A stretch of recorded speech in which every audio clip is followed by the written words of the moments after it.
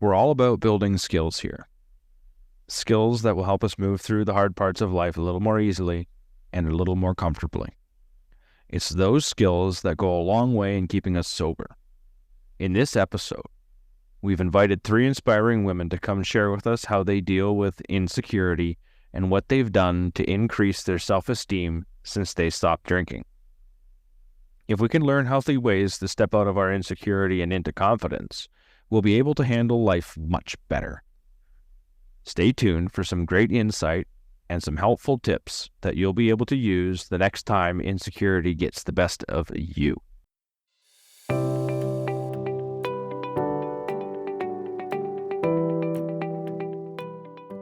Welcome to Through the Glass Recovery podcast, where we believe that connection is the opposite of addiction, vulnerability is the antidote to shame, and that recovery isn't just rewarding, but it's also a lot of fun. We're your hosts, Julie and Steve. Listen as we get together with friends to shed light on the hard things, talk about the other side of addiction, and how we create a life so full there's no space left for alcohol. I just want to jump in real quick and make sure you know that we host a weekly support group on Zoom. It's not AA, not any specific program. It's people just like you that are realizing how important connection is and how much better it feels to have a place to talk about what they're going through. If you could use some extra support, visit our website at throughtheglassrecovery.com and enter your email. We'll send you all the details. All right. Hello. We are hanging with the girls today. I love this when Steve gets to kick it with the ladies, but I think it's going to be awesome. Super happy to have all 3 of you here with us. So we have Ginelle, Azure, and Brianna, and we're going to do introductions first before we dive into this topic, which I think is just going to be a really good one. Yeah. So I'm going to start with Ginelle. Do you want to tell us about yourself a little bit? Sure. So I'm Ginelle Testa. I'm from Boston. I've been sober for 10 years. I was sober in AA for 9 years, and now the last year I've been sort of figuring it out on my own outside of 12-step. And yeah, I post a lot about sobriety and recovery and stuff on my Instagram, which is just my name, Ginelle Testa. And I wrote a book called Make a Home Out of You, a memoir. It's an addiction recovery memoir, so that's coming out in September, out for pre-order in March. So yeah, I think that's about it. Really cool. Yeah, definitely let us know when that comes out because we'll share it on our social media too. Yeah, and definitely send the links and stuff too. We'll make sure we get that in the show notes so people can check it out and pre-order. And really, really cool. That is a huge accomplishment to write a memoir. Thank you so much. Been on my list, and I don't know if I'll ever actually have the courage to do it. So props to you for actually making it happen. Good for you. Can I say something to Ginelle real quick? Absolutely. I found you on socials the other day, and I went down quite the rabbit hole. You probably got a lot of notifications from me in the past 2 days. Oh my God, amazing. I'll have to follow you back. It was super cool. Excited.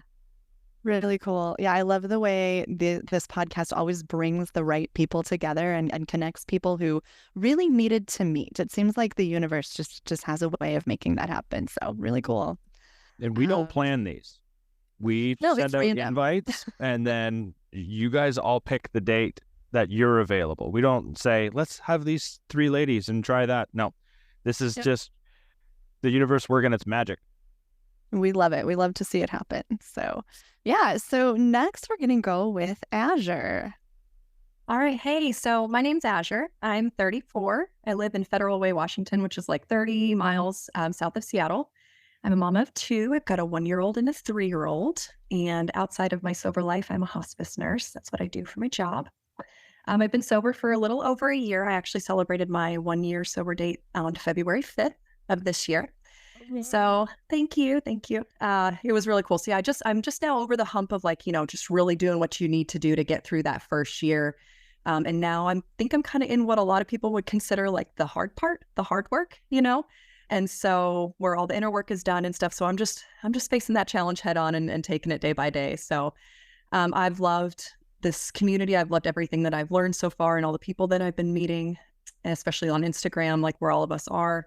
I started my Instagram account, sober.chronicles, way early in my journey, purely as a way to keep me accountable for my sobriety. I just thought it would be a good way to make sure I showed up for myself every day. And then it just kind of blew up. And it kind of blows my mind every day, to be honest, about the connections I've made and the people that not only help me, but, that I can also help them. So it's been really humbling for me, and I love the opportunity to be able to share my experiences and my thoughts and meet people. So thanks for having me here. And I really look forward to this conversation today.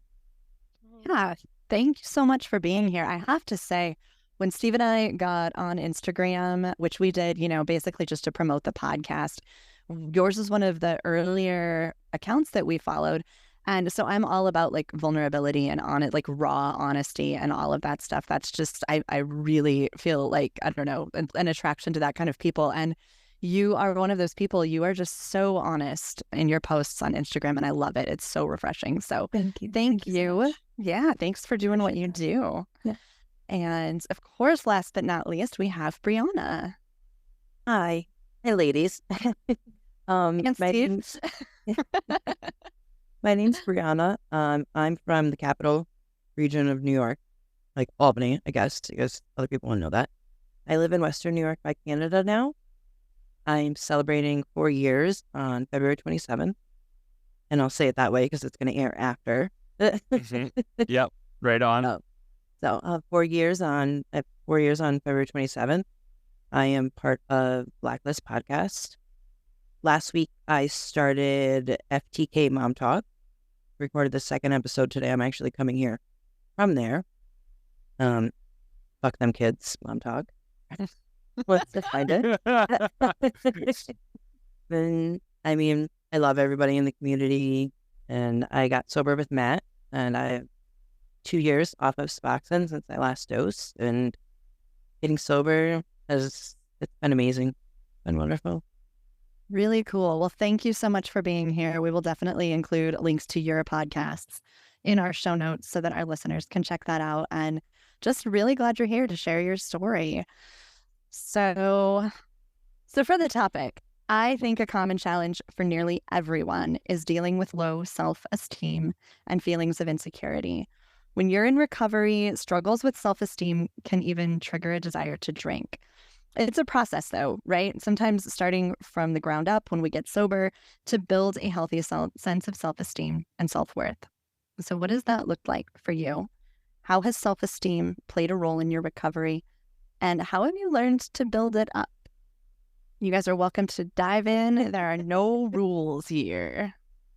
I think self-esteem was a huge thing that I had to learn to even just start having when I got sober. Because, like, I always relied on something else for that. The drugs made me happy. The alcohol made me liked and stuff like that. And it was never just me. I always relied on other people, substance and stuff like that. So building that self-esteem and like loving myself and truly loving who I am. I used to be scared to lose everything around me. Now I'm the only one that matters. When somebody is with me, they're going to be scared to lose me for once. And I think that's what self-esteem is just making ourselves number one and believing it. I think that's the hard part, is really believing it.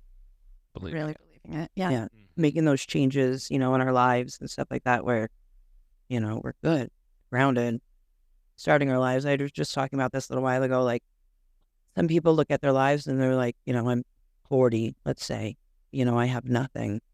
But if you only have, if you have 90 days sober, like you just started living your life 90 days ago. Like, look how much you got in those 90 days. And that'll help you feel better instead of looking at the bigger picture.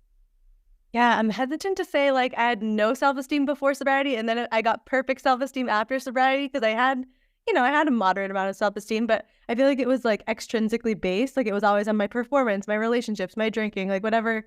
It was very much like driven by outside factors. And now it's like internal, like no matter what is happening in my life, like I fundamentally think I'm okay. And like that's not perfect all the time. Sometimes I have my days where I'm like, oh, I'm not okay. But I think I have generally this thread where I feel like I'm good enough and it's not impacted by like my partner cheating on me yesterday or like, whatever's going on. I'm not like, it doesn't impact me so much. So I feel like, yeah, I just have a more solid base now because of recovery. So did that happen like just because you quit drinking, or like what did that work look like to get to that point? I'm curious. Like, can you even describe what that looks like? I mean, honestly, I think a lot of 12-step was really helpful, you know, starting to uncover those layers of like shame and guilt that I had built up over time, and like this understanding that other things drove me to be good enough. Like I think doing a 4-step was really helpful in like uncovering my fundamental worth, and a lot of the work that I owe it to a lot of AA, you know. And now being outside of AA, I place a lot of emphasis on self-trust and intuition, and like I am learning to trust that I like have an intuition that is worth listening to, and that like I have this voice inside me that tells me the right things, and that like because of that I feel like I can trust myself. I feel like I'm good enough, you know. So yeah, I think a combination of what AA has given me and a combination of the work that I've done since I've left AA. Yeah, that makes sense. Do you have anything you want to throw in there, Azure? And so, yeah, I can chime in. So my self-esteem, you know, especially throughout my 20s and stuff, really stemmed from feelings of just like really needing to impress people and live up to what I thought certain expectations were that everyone outside of, you know, my social circle and those who were really close to me had expectations of what my life needed to look like and what I was doing with my life. And I don't even really know why that was. You know, I know a lot of people's low self-esteem and all that stuff stems from their childhoods. And of course I do have all that, but I was never raised to feel that way. So I don't even know where it came from. So I'll work with that more on my therapist to try to figure that out. But so I was constantly trying to do that throughout, you know, my 20s and then into my 30s. And so I was doing things that I wasn't really doing for myself. I was doing for other people. And it just made me feel like I knew that I was putting on a facade. And so it made me feel like I was fake. And so for me, my self-esteem actually started getting better from the day that I got sober because of how I was feeling. You know, it would cause me to drink, and then it would cause me to go into these spirals of shame and anxiety and self-hatred. And why can't you get a hang of this? And then once I stopped drinking, all that stopped. And it actually got so bad when I was drinking that I was starting to have like fleeting thoughts of suicide because I was just at an all-time low, you know. So I took all of that out, and then my self-esteem just started to skyrocket. Of course, I've had to do other inner work, you know, figure out why I was drinking and do all of those things. But to wake up every single day and be proud of myself now and not have those feelings of shame and guilt that were attached solely to my drinking, it's caused my self-esteem to really flourish in sobriety. So. Yeah, I feel that, the fake part, right? I did the same thing. Everybody's expectations was like what I based my whole life on. And then I did this thing where I also made up expectations if I didn't know what they were. So like, you know, my husband never clearly communicated to me, this is what I expect of a wife.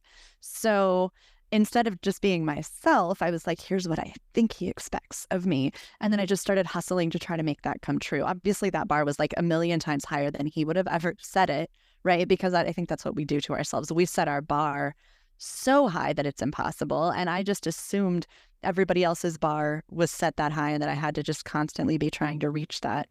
One of the things that I did early on was I tried to strip away all the expectations of my parents and society and my friends and my husband and my kids and get rid of all of those expectations and break it down to, what do I expect of myself?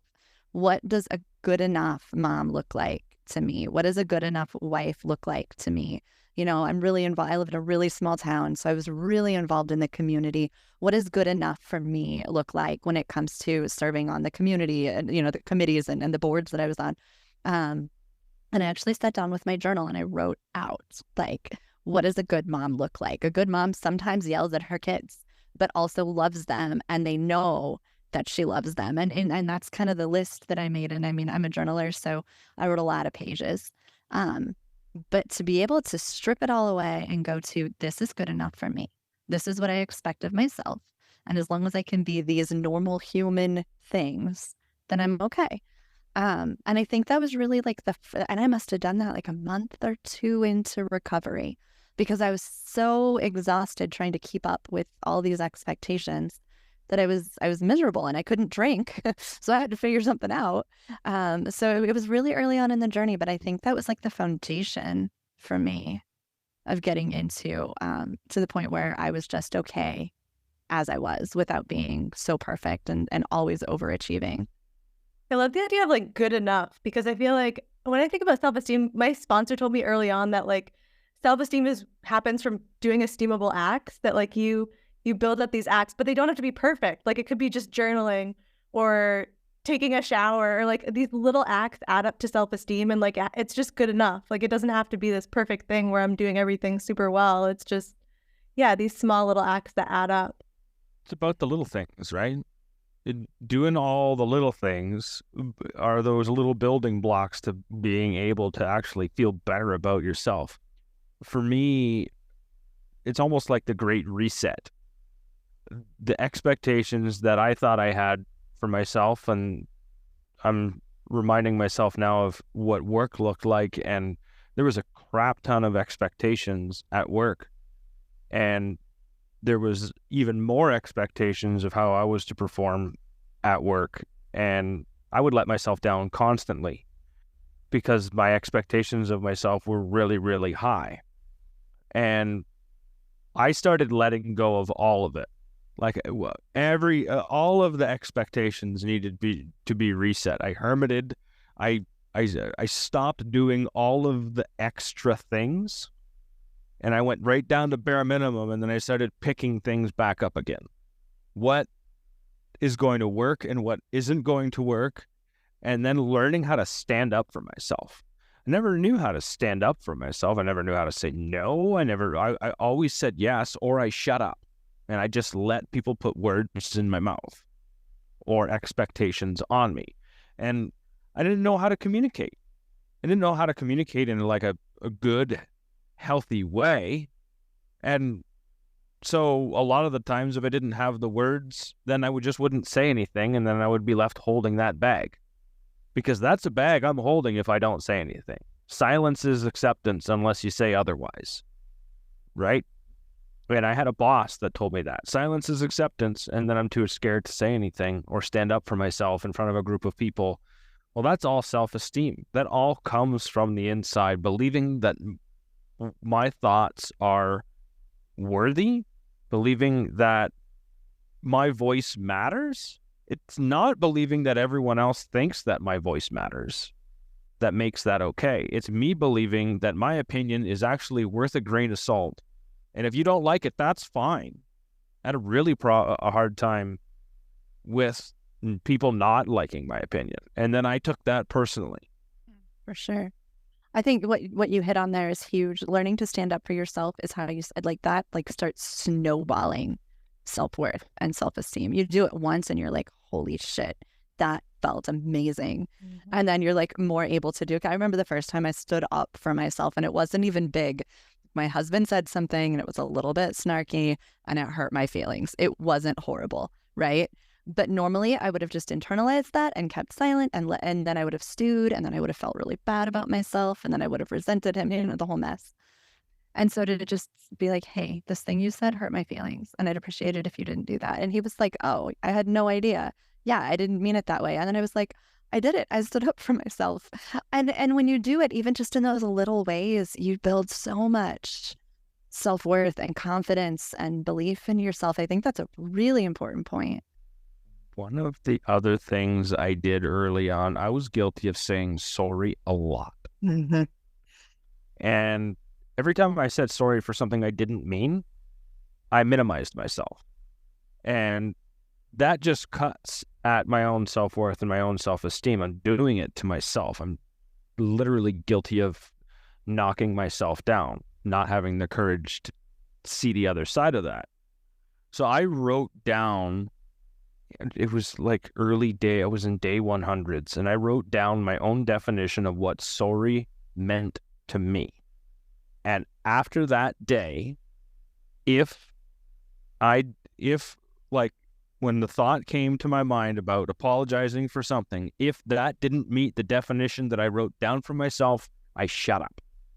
And the silence was really, really hard and awkward to sit in, because I was so good at taking the onus and the ownership away from other people to finish that sentence or to see what their action was going to be based on me not saying sorry, that it was like, it was really hard because that's what I was used to.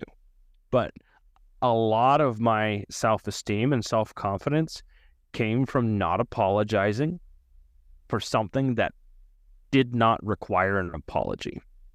That's a really interesting point, Steve. I'm actually going to sit down and do that myself after that, because I'm not near as guilty of it now, saying sorry all the time. But oh man, when I was drinking, I was the queen of sorry. Oh my God, just constantly. My husband he'd be like, "Why are you keep apologizing?" Because again, it just stemmed from knowing that my drinking caused me guilt and shame. So I just felt the need to say sorry, even if I was just sitting on the couch doing nothing. But it's definitely something that I think is just kind of expected in our society. Even if it's something you don't feel like you need to say sorry for, you just kind of do it. But you're right. It brings you down a little bit to have to say it. And so I'm definitely going to do what you did and write down my definition and try to hold myself to only doing it when it meets the criteria. I like that a lot. It's interesting. I'll send you the journal entry that I wrote for I'm sorry, so you can see it after you've done it. You send me a message and I'll send you what I wrote way back then. But it's an interesting experience. I'll give it that. And I still hold to that today. Even when someone passes away, I really hate saying I'm sorry for your loss, because I feel like that is just pushing that person away, and it's not giving them really. I think we're guilty as a society for using sorry in the wrong way. Mm-hmm. I'm sorry to hear that. And that's supposed to come off as kindness, and in the end, it's not. That's the difference between sympathy and empathy, right? Sympathy is, I'm sorry you're over there suffering, and empathy is, I'll sit with you in your suffering and, be here for you. And I think that's really important. And so it's interesting when you start learning how to say sorry properly, then you have to come up with a brand new vocabulary for a lot of other things. And, it doesn't go for giving someone your condolences or something, but I say it to myself and I say it to other people, your feelings are valid and we don't have to agree on them. Your feelings are valid, but we don't have to agree. And I think it's just, it makes me feel better too, because not everybody's going to, we're not all going to feel the same in situations, but knowing that you're not wrong for feeling how you feel, I think is a huge thing to boost ourselves up, because we're never, well, why? I shouldn't have did that. I shouldn't have felt that way. Why did I do that? It's, you were valid in the moment. Mm-hmm. That's a really good way to boost each other's self-esteem too, I think, just to let people know that they're okay. So question for you guys, do you ever, and I know Ginelle, you kind of touched on this, you're not going to say your self-esteem was awful or non-existent before you got sober, but then it's not perfect now either. Do you guys ever fall back into insecurity? And what does that look like? And I guess especially, how do you dig yourself back out of it? Because I think, I can say my self-esteem is 1,000 times better than it was when I was drinking, and I've done so much work on myself, but that's my go-to. When things start crashing around me, insecurity is my go-to place. And all of a sudden, all that stuff starts again. I would love to hear what you guys have learned about that too, because I'm guessing I'm probably not entirely alone, and that insecurity probably crops up for all of us. That's my go-to too.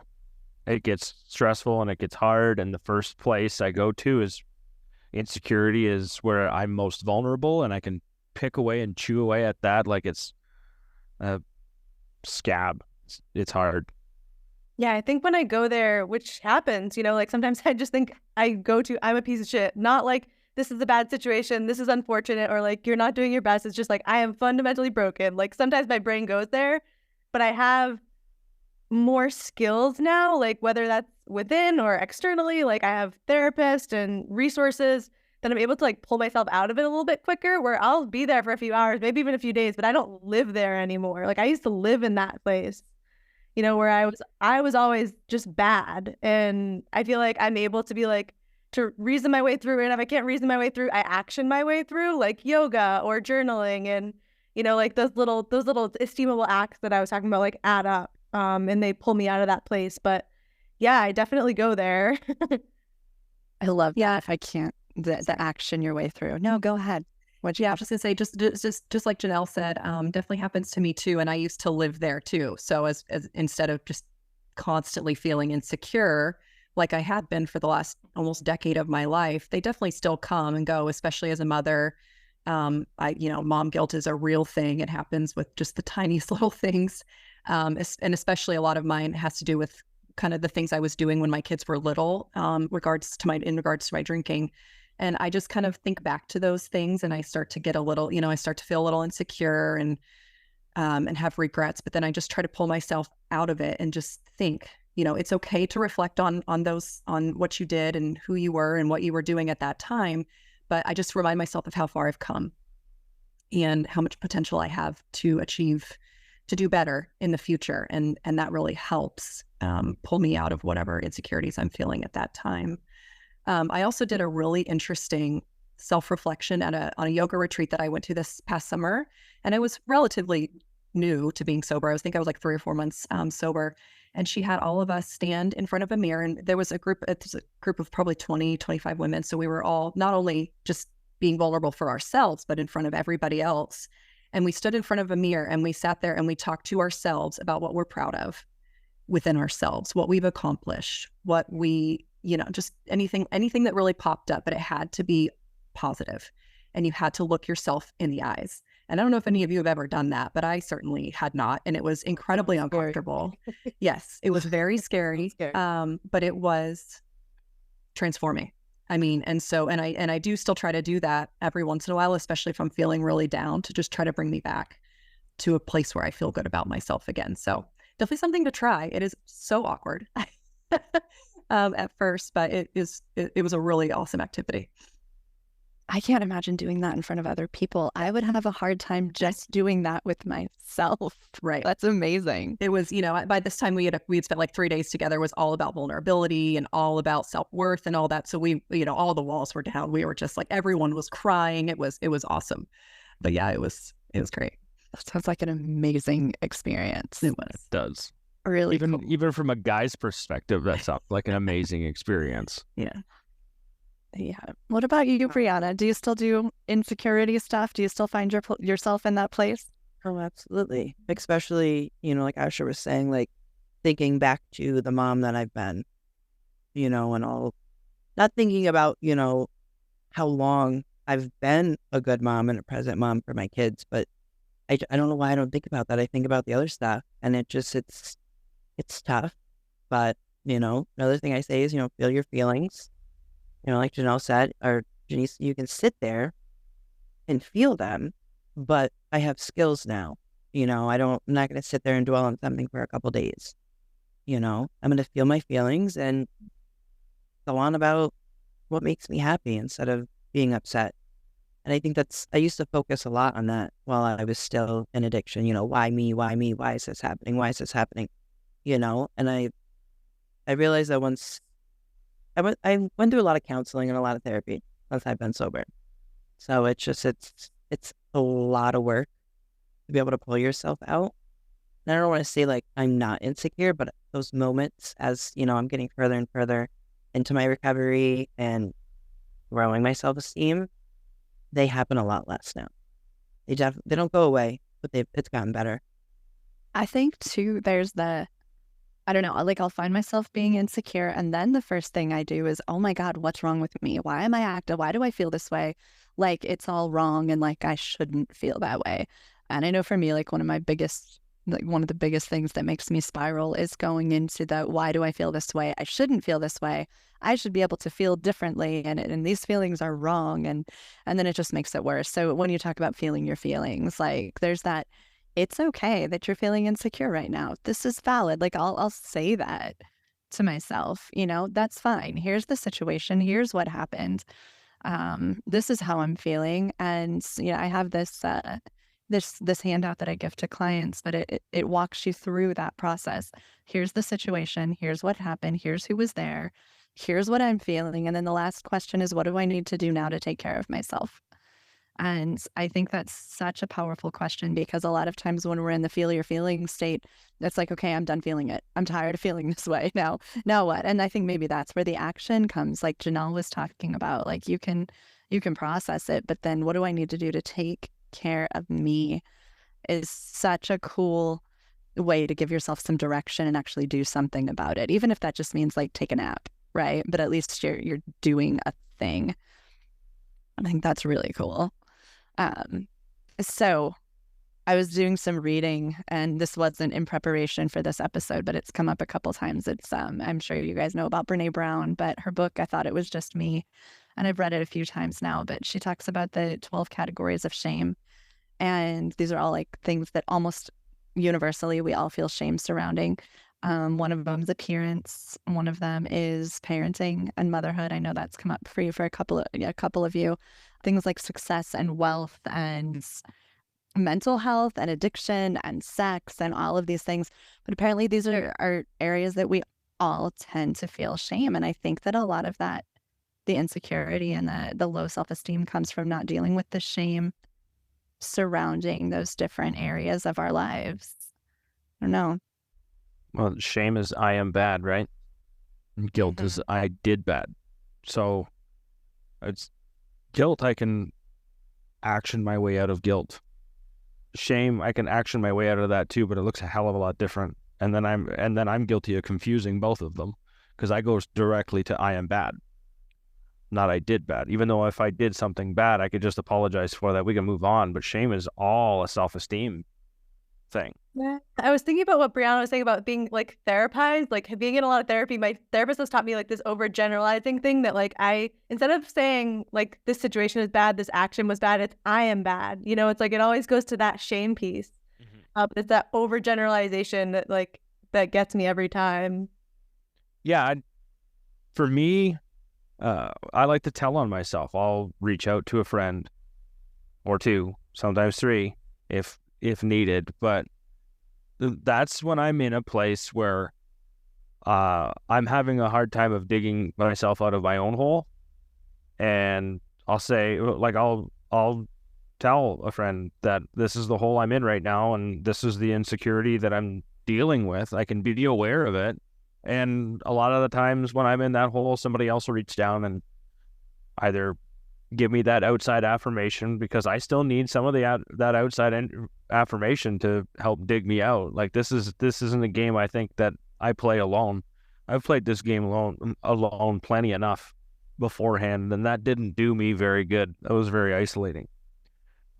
So letting other people in, Azure, like you talked about in that group with a bunch of the ladies, letting other people in. And so society tells us that we must hide our flaws. Everything must be perfect on the outside. And then to stand in front of that and just embrace the flaws where we are and let other people see who we truly are leads to a hell of a lot more self-esteem, because I can accept, the more I share what hurts and stings and what I'm not proud of about myself, the greater chance I have of working my way out of it. I totally agree. And I think that that's a little bit what Julie said. My vulnerability on my social media, on my Instagram, is stems from that, because that's how I started to feel like I could blossom, was when I found other people who were vulnerable, and it made me feel so much less alone. It made me feel like no matter what I was feeling shameful about or embarrassed about, somebody out there has felt that way. And anything you're feeling, that there is somebody out there who has been in the exact same position as you have been. And when you interact with that person, or even if you just see a message, oh, I've been there, I can relate, it makes you feel so much less alone, and it makes you feel empowered to start doing something about it, address kind of what stemmed from that situation. So, yeah, I think there's something to be said about just being open and being vulnerable about what it is that you're going through. What feels good? Oh, go ahead, Brianna. I read on my phone, I read the Just for Today before I hopped on this, and it goes right back to what you said, Steve. So I just wanted to read it for you guys real quick. It says, "It would be tragic to write out an inventory only to shove it in a drawer. These defects grow in dark and die in the light of exposure. Just for today, I will uncover my secrets, and I will practice being honest." Yes. I love that. Yeah. It feels counterintuitive, right? I spent my whole life hiding every flaw. God forbid anybody know how imperfect I was, how many times I screwed up and made mistakes, or I mean, even down to like wearing makeup, because God forbid anybody know what I actually look like. And, all of that stuff. And to show up and let people see all those flaws is where the self-esteem starts building. And it feels completely counterintuitive. That was a major discovery that I made early in sobriety, was letting all of the ugly show, for sure. I was never as bad as what I thought I was to everyone else. Oh, no, never. I was my own worst enemy every dang time. Mm-hmm. Learning to rewrite that internal narrative, my internal dialogue, that voice inside that you talked about, Ginelle, the one that, sits there and what's that? The one that's there all the time? The one that's there all the time. All the time. The one that, where the garbage drops out of your pocket and then you keep on walking and you're like, I should throw that out. And then you take another step and you're like, I should throw it out. I should throw that out. And then you take one more step and you're like, fuck, I'll go back and throw that out because that's the right thing to do, right? Like it'll just blow away because that's the lazy thing to do. But that little voice inside that's like, the right thing to do is put the garbage in the garbage. It's like, yeah, okay, I'll go get that. Doesn't mean I always throw it away. Though sometimes I'm that imperfect human that leaves the trash on the ground and I'm like, that I beat myself up about it. But like, yeah, I'm not perfect. None of us are perfect, No. I don't think. I mean, that's the whole point of this, right? That we're all completely imperfect humans. I was thinking like when we are talking about mom shame and mom guilt, I remember yelling at my kids because my kids are kids and I was, frazzled, and parents yell at their children sometimes. And then I would beat myself up for like the rest of the day just for yelling at them. And we came back and reconnected and things were fine. And I would still just like shit on myself for the rest of the day. And, if a friend had come to me and been like, oh my God, I just yelled at my kids, I feel terrible, I would have been like, you are a mom and your kids are kids and we're all human. That's normal. But for me, my expectation was so much higher. And I just, for whatever reason, I thought I had to hold myself to some other standard. But I think that's another really valuable tool for building our self-esteem and self-worth is what would you say to a friend in this situation? Because we're a lot kinder to other people than we are to ourselves. Absolutely. Trying to make yourself your own best friend, right? Which is my own. I know. It was my own. What's that? They said we're number one. You have to be number one in your life. Yeah. What I was like number last for a really long time. So digging out of that hole and changing that whole perspective is it's a lot easier said than done. That's for sure. So that's why I think we don't do this stuff alone. But anyways, I think I'm going to wrap this up, and then I'm going to share a little bit because I think there's one thing we didn't talk about. We always relied on someone else. We all talked about relying on someone else and getting like affirmation from outside to help us feel better about ourselves. Julie talked about hustling. We all did that, I think, in our own different way to keep that self-esteem, to keep that good feeling going, feeling like we're not good enough and turning that around into feeling like I am good enough. Brianna, you just mentioned making yourself number one, listening to that inner voice, learning to stand up for ourselves, redefining a different word like sorry. Your feelings are valid. We don't have to agree on it. Brianna, I love that. That was great. Action your way through it is a perfect example of you're down in a hole for a day or two, and it seems to last a day or two for me now. But action my way through it is literally the way out of it. We really aren't alone in this. I've talked about living through our experiences, and somebody else out there has experienced the same thing in pretty much the same sort of way and felt the same way we do. And it's great when we can get together and talk about it. One thing we didn't mention was affirmations, teaching ourselves the good things about ourselves. I guess, Azure, you did in front of the mirror and with all of those other ladies, which is really, really hard to do. And when I started journaling, I wrote down a couple affirmations in my journal that I haven't journaled in a little bit, and something I need to pick back up again. But I had never done affirmations until I was almost 1,000 days sober. And I figured I would write down 4. So at the end of every journal entry, I write, I am confident, I am love, I am smart, and I am worthy. And then after that, I write, love myself. Because that's where it all starts. And that's where self-esteem all starts too, is loving ourselves. So I want to say thank you, Ginelle, thank you, Azure, and thank you, Brianna, for spending time with us today and sharing all about self-esteem. Really appreciate you guys. Thanks for having me. It was nice to meet you guys. Nice You to meet too. you guys too. Yeah, thanks You for guys. making the time. Yeah, it was nice to see you guys here, talk to you guys instead of just in pictures Exactly. It's kind of cool to hang out. all over the place. Really cool. Thanks so much for listening today. It's an honor to share a bit of your day with you. If you found this podcast helpful, we would love it if you would consider sharing it with others that might benefit from it. A quick post online, a mention in a conversation, things like that go a long way in helping us help others.